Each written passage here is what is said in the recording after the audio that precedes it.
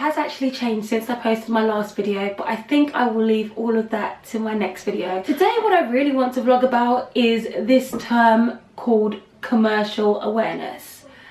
And I decided to do this topic simply because I'll admit it took me a while. It's one of those, commercial awareness is one of those terms that you hear a lot about, and if you do not know what it is, you can feel lost, so lost.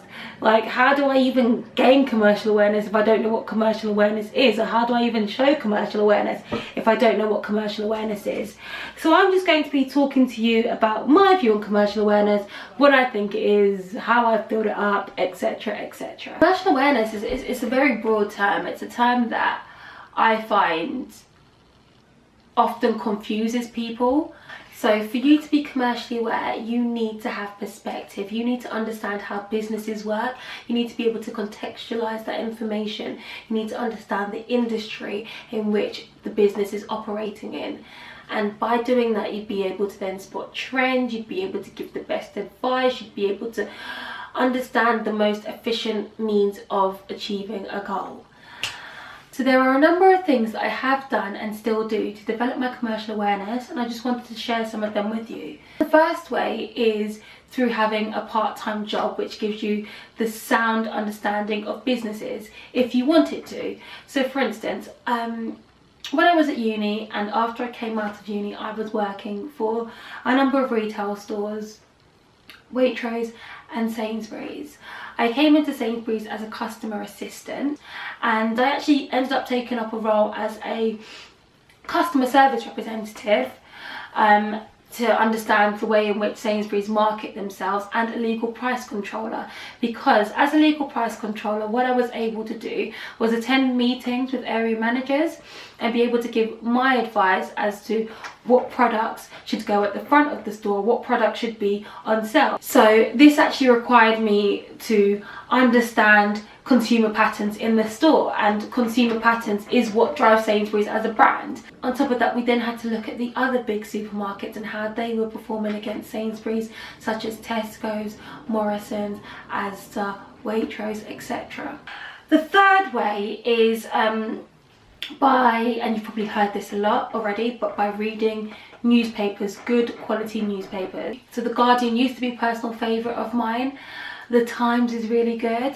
The Financial Times is really, really good. And I remember when people first told me to start getting involved with these sort of newspapers, one of my biggest fear was not actually understanding what they were talking about. But I promise, the more that you read it, the more it makes sense.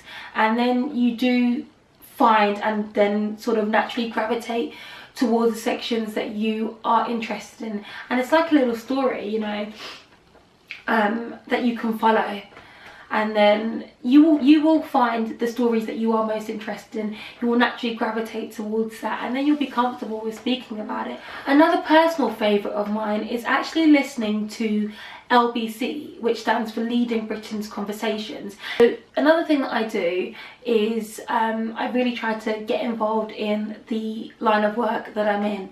When I was a real estate paralegal, one of the things I did is made sure that I signed up to the relevant publications such as Property Week. PLC have their own section that you can sign up to that give you property alerts. Savills talk about commercial property. Sorry, my voice is going. Etc. So those are the sort of things that I did.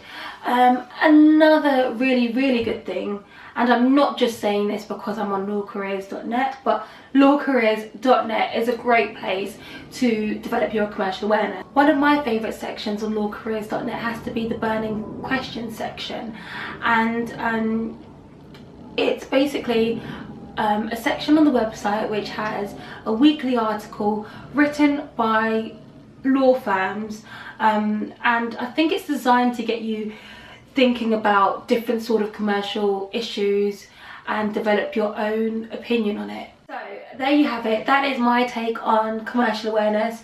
If there are any other ways in which you develop commercial awareness, please do let me know. Please share them below. I would love to read your comments and continuously develop mine as well.